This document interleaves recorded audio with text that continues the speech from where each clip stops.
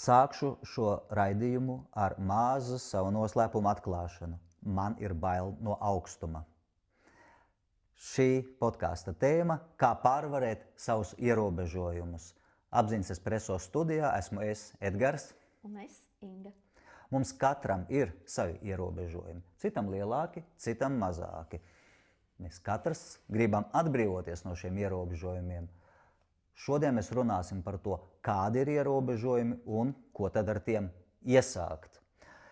Ir dažādi veidi, kā ierobežojumi uz mums darbojas. Viņi pat ir tā saklasificēti gudri. Piemēram, viens ir tāds saucams komforta zonas paradoks, cits saucās identitātes slasts. Smadzeņu kļūdainais trauksmes signāls būtu trešais temats, un ceturtais – mazie soļi, kā pārprogrammēt savas smadzenes. Inga, izstāsti, ko tu varētu padalīties par komforta zonas pārvarēšanu. Man liekas, ka tu esi raksturīgs piemērs, kas pārvar savu komforta zonu. Jā, tu zini, man tikko bija viens tāds reāls dzīves piemērs. Man jau pašai likās, ka es jau tik visu kaut ko praktizēju ikdienā un daru un tā. Tad man jau tādas lietas neskar. Bet bija tā, ka tātad nāca piedāvājums braukt uz Maljorku, uz Spānijas salu. Vilinoši, pareizi. Un tur es neesmu bijusi. Man tas arī šķita ļoti vilinoši. Bet un te pēkšņi sākās mana komforta, izeja no manas komforta zonas, proti. Es pēkšņi sāku aptvert, pēc tam, kad es biju nopriecājusies, ka es došos uz Maljorku, salu, vidusjūrā, kur ir silts, kur ir fantastiski skaisti skati. Man sākās iekšējā trauksme. Bija pārkāpta mana komforta zona, kas patiesībā ir tikai un vienīgi manā galvā. Kā es to sapratu? Un to es tagad saku, tad jau es to tā nesapratu. Šis iekšējais stress nonāca līdz tam, ka es pat vairākas naktis normāli negulēju. Un es biju gatava no šī brauciena vienkārši atteikties. Es domāju, kur es esmu nonākusi. Es laikam nekur nebraukšu, jo es līdz šim nekad viena pati nebiju lidostā, jebkādas darbības veikusi vai viena pati braukusi. Tagad man ir jābrauc vienai pašai. Jā, es esmu ceļojis vienmēr kopā ar vīru, kurš attiecīgi visu nokārto, es esmu līdzās un viss ir droši un kārtībā. Un tagad man ir jābrauc vienai un viss jākārto. Kā es domāju? Tad es uzzinu, ka man tur būs jābrauc ar svešu auto. Visdrīzāk ar īrētu, kā beigās izrādījās, tas bija īpašnieces auto. Kas, protams, ir vēl pat trakāk, jo to taču tomēr ir svešs auto, par kuru jānes atbildība. Svešā valstī, pa svešiem ceļiem, kur ir tikai divas variācijas, vai 120 vai 100 km/h, tie ir lielie ceļi, vai 30-40 ciematiņi. Man patika otrā versija. Bet tā pirmā 120 svešā valstī, sveši uzraksti. Es, protams, spāniski neko nezinu. Angliski so. Tagad šo visu saliekot kopā, pēkšņi saprotot, ka es būšu pavisam svešā vidē. Viena pati. Un tik daudz nezināmo, tik daudz ārpus komforta zonas. Ar to jau viss nebeidzās, tad, kad es ieraudzīju stāvvietu, kurā bija mašīna jādzen.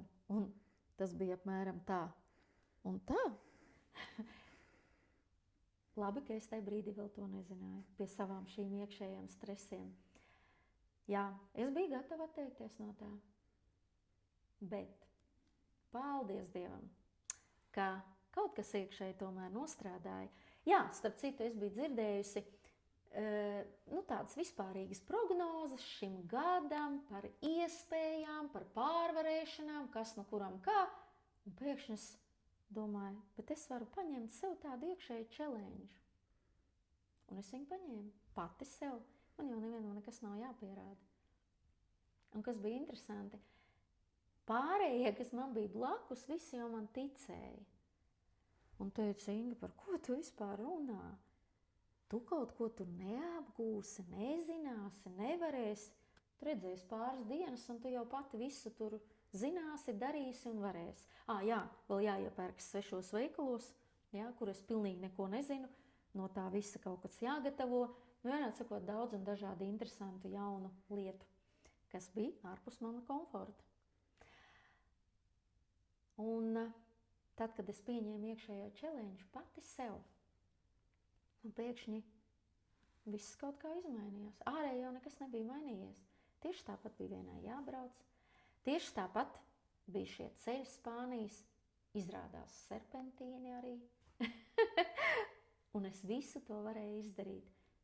Es savā galvā biju pieņēmusi, es to nevaru, tas ir ārpus mana komforta, kā es to varēšu un kā man tas sanāks un tā tālāk un tā tālāk. Un beigās, tagad es varu teikt, viss ir iespējams. Un tagad es varu teikt, ir iespējams iet bailēs. Un jo vairāk tu viņās iesi, jo vairāk tu pārliecināsies. Un tagad es zinu, ka es tiešām uz 120 arī pa serpentīniem var braukt. Labi, negluži pa serpentīniem. Jā, un tas ir tāds mūsu identitātes slasts, kur mēs esam ielikuši sevi rāmīšos. Pieņemsim, es esmu mājsaimniece, es nevaru iziet ārpus mājas, jo tur viss ir bīstami, tur tikai, nezinu, kas var atļauties staigāt, ja, vai braukāt, vai darīt to vai šo te. Vai es esmu latvietis, kā tur vietējais, ja es uz ārzemēm nebraukāju, vai esmu introverts, un es nekādas ekspresijas uz āru no sevīm nespiedīšu ārā, jo, lūk, es esmu tāds. Vai arī es esmu sieviete, tu esi sieviete, un tu savādāk nevari. Vai es esmu vīrietis, es taču nevaru darīt tās lietas, ko dara sievietes. Ja? Vai, nezinu, kas vēl varētu būt. Kur mēs jau nodefinējam kaut kādā profesijā, kaut kādā stāvoklī. Es esmu mākslinieks, tāpēc es ar eksaktajām lietām vispār uz jūs. Ja? Un šis ir tas, kur mēs sevi noķeram tādā saucamajā identitātes slazdā, kur mēs uzliekam sev šķietamu identitāti, noidentificējamies un uzskatām, ka ārpus šīs kastītes, tās identitātes, nē, tas nav mana. Tas arī bez šaubām sasaucas ar to komforta zonas pārkāpšanu. Tikai šis jau ir nākamais stāsts, kur mēs sev iestāstam, ka mēs esam noteiktā kastītē, un ārpus šīs kastītes mums dzīve nenotiek, kas bez šaubām ir pilnīgi tāda. Tas ir baiļu diktēts ierobežojums. Absolūti. Jo īstenībā, kad no tās kastītes izkāp, kaut ko paturpinot to pašu manu stāstu, kas ir pie šī, tad tiešām tu saproti, cik īstenībā tas ir mūsu prāta izdomāts. Absolūti. Jo īstenībā, kā es teicu, es paņēmu challenge, bet man jau nekāds challenge ne ar vienu, kā vien ar sevi nebija jāņem. Ne ar vienu citu, jo reāli jau nekāda apdraudējuma taču nebija. Pilnīgi un absolūti nekāda. Un kā tu vari uzzināt, ka tu kaut ko vari? Kā tu vari ieraudzīt, ka tev ir kastīte, kamēr tu neej ārpus viņas? Un šis saucās smadzeņu kļūdainais signāls. Tātad, ka smadzenes mums sūta signālu, ka te ir apdraudējums. Mūsu smadzenes, diemžēl, jāsaka, no vienas puses ir ārkārtīgi gudras, no otras puses ir diezgan, viegli apmānāmas, jo mūsu smadzenes bieži neatšķir realitāti no mūsu domām, no iztēles, no kaut kādām fantāzijām vai ilūzijām. To var arī pozitīvi pagriezt, ja? Jā, bet šī gadījumā viņas nospēlē tieši to negatīvo lomu, ka smadzenēm nāk no mūsu dziļākajām kaut kādām sfērām impulss, kas viņām iedod viltus informāciju, ka šis ir bīstami. bīstamības sajūta mums nāk no tā, ka mums ir kaut kādas mūsu programmas, nedrošības, nepārliecinātība, lai no kā viņi tur būtu radusies. Parasti tam ir sena vēsture, kas mums nāk no vecākiem, no bērnības, no skolotājiem, no kaimiņiem, no jebkā cita, kas mums ir kaut kādā veidā salikuši kaut kādas programmas bērnībā, un ne tikai bērnībā.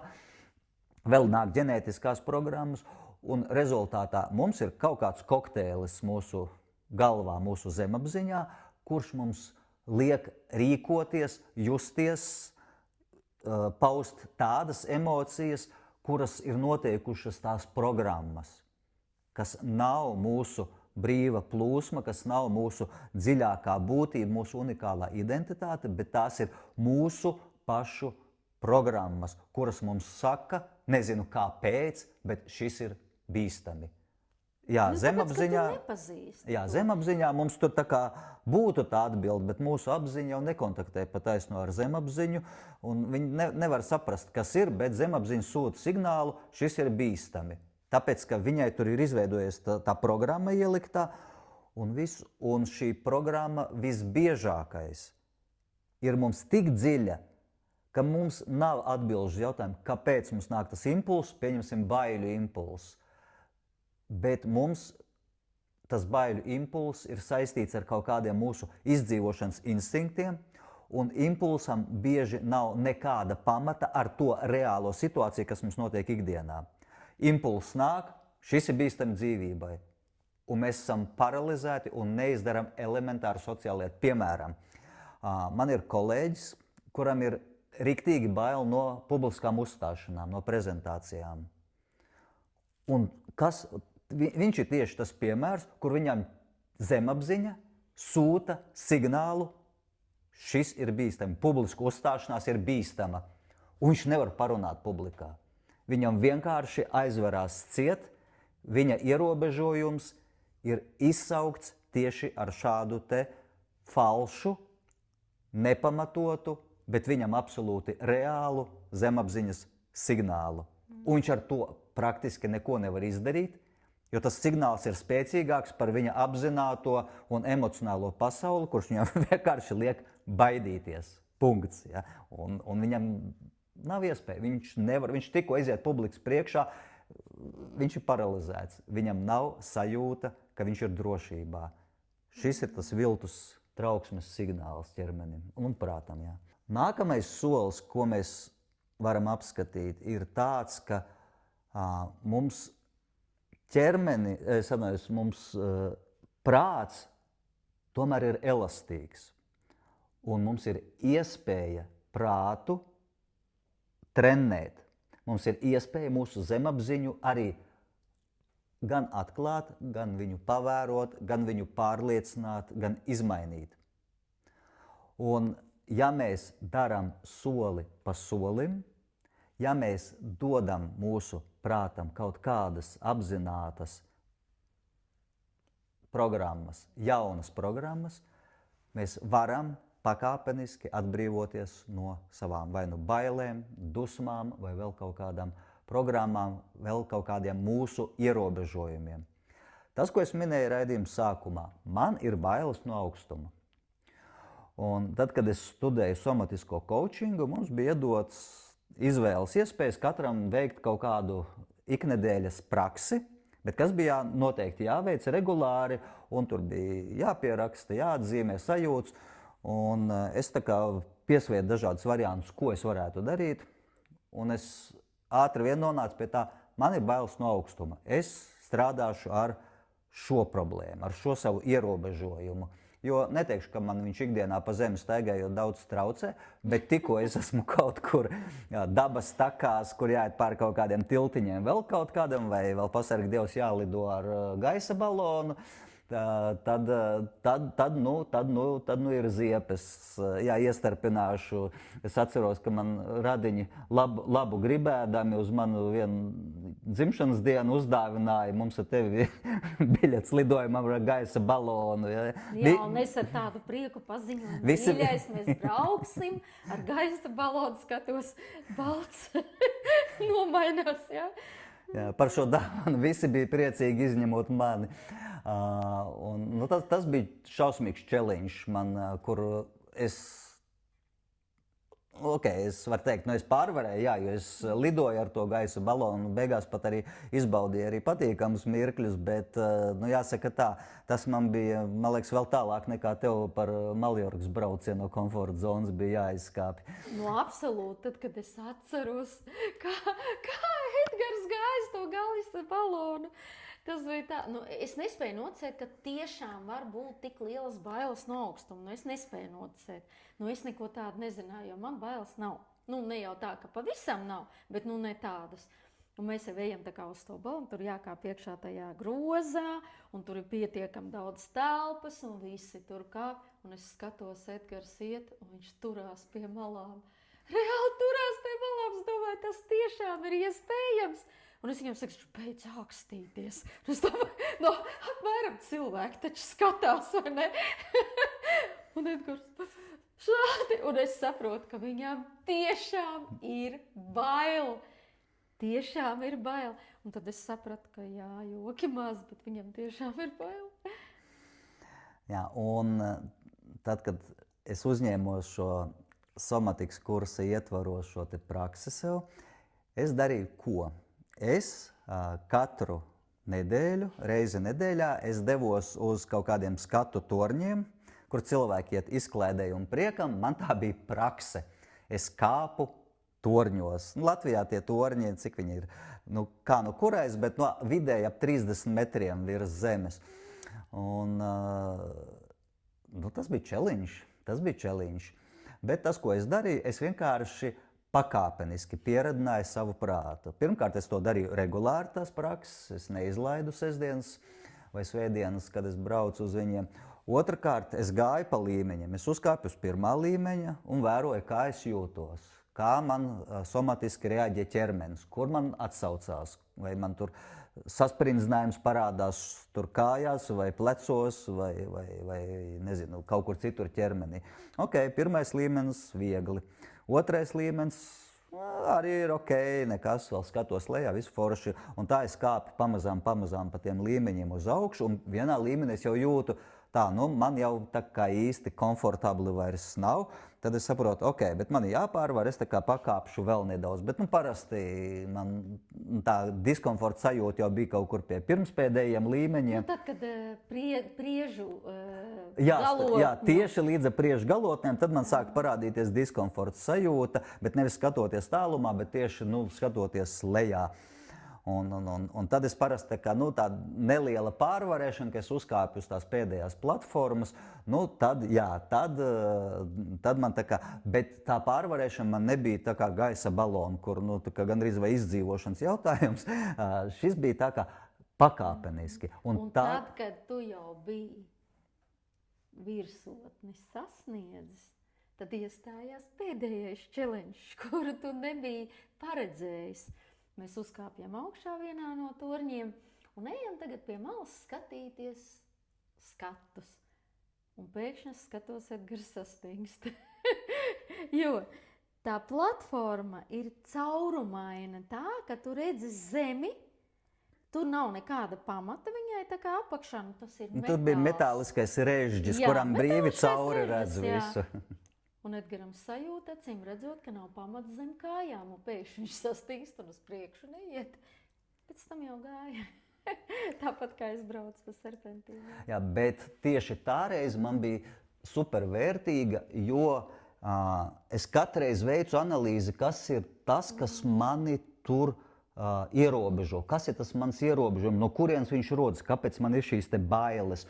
Un es atradu savā dzīvē, pagātnē piemērus, kur es jutos nedroši, kur es biju zaudējis drošības sajūtu, un tas man vienkārši salinkojās tieši ar bailēm no augstuma. Citam tas var salinkoties ar bailēm no ūdens, citam ar bailēm no publiskas uzstāšanās, citam ar bailēm, no ātruma vai no pretējā dzimuma vai no vēl kaut kā. Man tas salinkojās ar bailēm no augstuma. Un es šādā veidā, tieši pārvarot šīs te bailes, atradu to saikni. Un jebkurā dzīves sfērā es toreiz sapratu to, ka jebkurā dzīves sfērā, ja mēs atrodam šo sasaisti, tad mums vajag iet tanī jomā iekšā. Tātad manā gadījumā vajag kāpt tanīs torņos, vajag sevi pārvarēt, un tagad pie mazākās iespējas, ja tik kaut kur iznāk kādā dabas takā būt vai kur, es noteikti kāpju torni, lai sev vienkārši pieradinātu ar vien pie tās sajūtas, un es tā kā dzēstu to linku, kas man stiepjas uz to diskomforta sajūtu, kas man ir bijusi, vai tā baiļu nedrošības sajūta, kura man ir izraisījusi šo te. Un tu pārraksti failu smadzenēs. Viss ir kārtībā, viss ir droši. Tāpat kā es te braucienā, es arī saprotu, ka īstenībā es pat gaidu, un tas ir tik interesanti, un kā atkal tas būs, un katreiz tas ir kaut kā savādāk un atšķirīgāk. Jā, un šādos gadījumos nedarbojās tagad paņemt un vienreiz izdarīt kaut ko pārējiem Uber, trīsreiz vairāk izdarīt nekā to vari, jo tas vienkārši rada totālu diskomfortu un beigās atsviež atpakaļ. Tas man bija tas, teiksim, brauciens ar gaisa balonu. Tāpat arī gadus atpakaļ es lecu ar gumiju, tieši apzināti. Es domāju, man ir bail, bet es izdarīšu to. Un virs Gaujas no Sigulda, no vagoniņa lecu.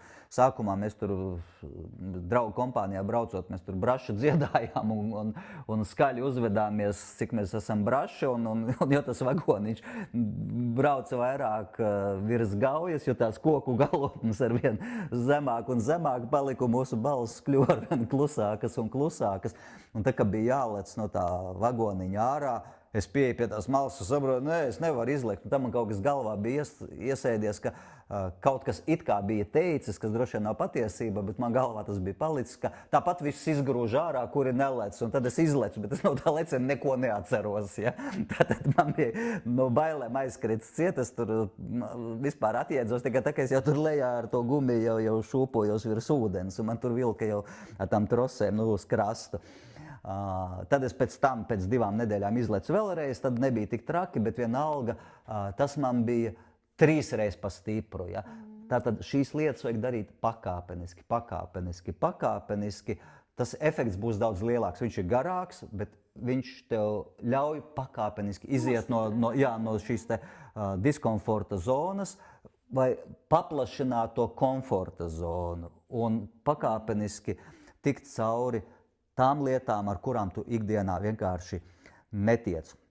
Un tā arī saucās tā kognitīvā pārrāmēšana, kad mēs savu prātu tā kā pārrāmējam, respektīvi tā kā tās robežas, mēs uzvelkam sev citu rāmi. Ja mums rāmis sākumā bija pavisam šauriņš, tad mēs ar viņu arvien pārceļam un paplašinam tās robežas, caur kurām mēs spējam sevi realizēt. Tātad ierobežojumus mēs nevis pārvaram vienkārši viņus noņemot, viņi nenoņemās vienkārši. Ja? Tas ir pakāpenisks darbs, kurā mēs tās robežas paplašinām, un tādā veidā mēs noņemam šos ierobežojumus. Vēl ko mēs varam darīt? Mēs varam taisīt mikroizaicinājumus. Nevienmēr tieši tanī sfērā, kas mums ir baiļu sfēra, vai kur mēs skaidri redzam ierobežojumus, vienkārši mums ir mūsu komforta zona, un mēs uz jebkuru pusi taisam mazus solīšus ārpus komforta zonas. Tikpat labi izkāpjot, mēs saprotam, īstenībā te arī bija komfortabli, bet mēs uzzinām, ka mums tur bija komfortabli. Varbūt mēs pirms tam nemaz nezinājām, ka mums ir tas solīts ārpus tās komforta robežas, ka šeit ir okei. 3 solīši tālāk, tas jau tā kā diskomforts, bet 1 solīts izrādās, to mēs varam, un mēs ar šādiem te mikrosolīšiem arī paplašinām savas robežas, noņemam savus ierobežojumus. Vēl ļoti laba prakse, tā ir elpošanas prakse, jo visi mūsu ierobežojumi parasti balstās kaut kādos mūsu stresos. Stresi balstās kaut kādās mūsu bailēs. Un elpošana ir viens no labākajiem veidiem, kā mēs varam atbrīvoties no stresa. Ja mēs atbrīvojamies no stresa, mēs līdz ar to noņemam sev šīs te vismaz baiļu simptomus, un tad mēs varam atkal paplašināt. Jo kā darbojas elpošana? elpošana, ja mēs jau īpaši taisam dziļu elpošanu, viņi iedarbojas uz mūsu parasimpātisko nervu sistēmu, kas ir relaksējošā, nomierinošā nervu sistēma, un ar šo te dziļu elpošanu mēs vienkārši ļaujam pārslēgties no fight or flight režīma uz rest and digest režīmu. Tātad elpošana kā metode ir brīnišķīga lieta. Cita metode vēl ir somatiskā metode. Tātad, kur mēs ņemam un izpētam, kurās ķermeņa daļās mums parādās spriedze. Un tad mēs varam veikt analīzi, ar ko mums asociējas šī ķermeņa daļa, kāpēc spriedze tur ir, pēc kā viņa mums izskatās, ar ko viņa mums asociējas. Un caur šīm te sajūtām mēs varam nonākt, caur ķermeniskajām sajūtām, varam nonākt pie atbildēm, kas ir tās lietas, kas mums trigerē šos ierobežojumus, kas izsauc mums šīs te bailes, šo nedrošību, šo kaut kādu nespēju pārvarēt lietas. Tikko mēs viņas sev skaidri pasakām, tikko mēs viņas nosaucam vārdā, tā viss, mēs uzreiz šīs te robežas varam paplašināt. Un, protams, tam, ko mēs jau pieskārāmies, ļoti laba metode ir nomainīt savu identitāti. Tātad, jā, identitātes maiņa. Es esmu latvietis, tāpēc es nevienam neiebildīšu, pat ja man kāpj uz galvas. Nomaini uz es esmu eiropietis. Es dzīvoju brīvā demokrātiskā sabiedrībā, es varu pastāvēt par savām tiesībām. Ja? Vai es esmu bailīgs. Jā, es esmu bailīgs, es atzīstu. Tas sekundārais izdevīgums. Ja? Es tā kā pasaku, jā, es atzīstu, esmu bailīgs. Kāds esmu malacis, esmu atzinies. Nē, pasaki, ir lietas, kuras man biedē, kuras man izraisa baiļu sajūtas, bet es ar viņām varu tikt galā, jo es esmu nolēmis, ka es nebūšu bailīgs. Vai, piemēram, kaut vai es esmu dumšs. Bērnībā vecāki, piemēram, bērnam visu laiku teica, muļķis, tu tāds sēdi, muļķis, tur nejaucies, ka pieaugušie runā vēl kaut ko. Bērnam tā ir palikusi sajūta, es esmu muļķis, esmu dumšs. Sāpīgi, nepatīkami, jā, bet tas nenozīmē, ka tas cilvēks ir dumšs. Viņam varbūt pat ir izcila izglītība. Viņš ir speciāli dēļ tā, lai pierādītu vecākiem, ka viņš nav dumšs, speciāli perfekti mācījies skolā, bet to programmu nevar izdzīt sev no galvas tik vienkārši. Lūk, un šī arī identitātes maiņa, ka es pasaku, jā, es daudz ko nezinu, jā, man bērnībā tika norādīts, ka esmu dumšs, jā, man šī programma sēž, bet tas nenozīmē, ka es tāds esmu. Es atzīstu šo situāciju, bet es ar viņu strādāšu, es ar viņu tikšu galā, jo es neesmu dumšs nekādā veidā. Es zinu pilns ar cilvēkiem, par kuriem esmu 10-kārt gudrāks. Ja? Lūk, un šādā te veidā no vienas vietas mums ir visdažādākās programmas, kas mūs ierobežo, un viss ir atkarīgs, kā mēs uz tām paskatāmies un kādi ir mūsu mērķi dzīvē. Ko es tad garu stāstu, tev ir, Inga, vēl kādi praktiski piemēri, ko tu vari pieminēt šeit, vai arī mēs esam visu izrunājuši? Jā, starp citu, par ierobežojumu pārvarēšanu man arī ir labs piemērs. Par tiem pašiem podkāstiem. Atceries, kā mums tas viss iesākās? Viens no mūsu sadarbības partneriem ir Cilmes Šūnu banka. Un mēs devāmies uz pirmo mūsu podkāsta ierakstu. Ārprāts kā šausmas atceros šo pirmo ierakstu. Man it kā gan runāt, gan izteikties, gan pat vadīt kādas prezentācijas un vadīt komandu nav nekāda problēma. Bet podkāstu ierakstīt, tā bija vesela milzīga problēma, vismaz man.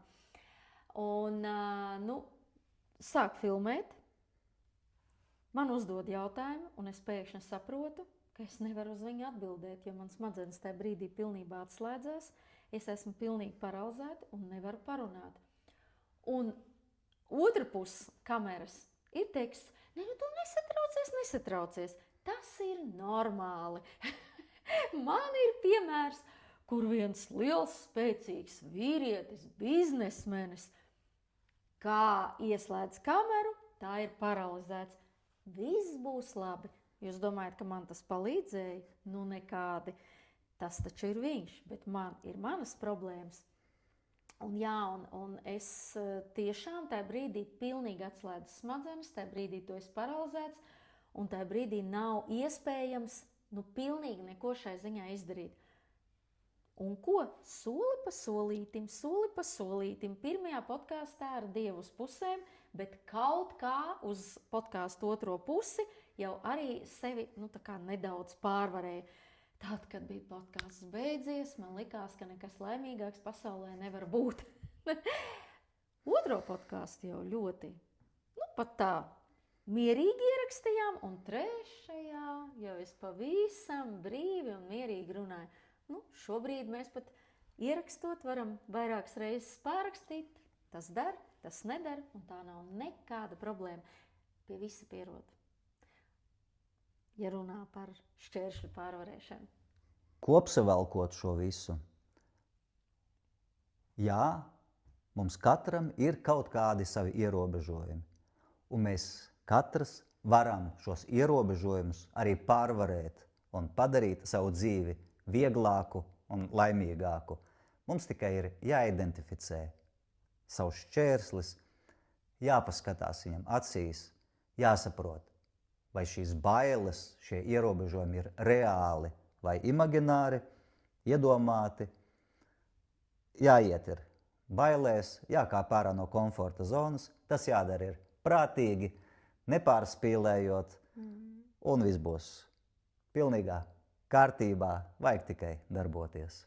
Vajag tikai spērt pirmo soli. Un tas patiesībā tieši pirmais solis ir izšķirošais. Tad, kad tu viņu spēr, tikai tad tu vari uzzināt, kā tad ir patiesībā.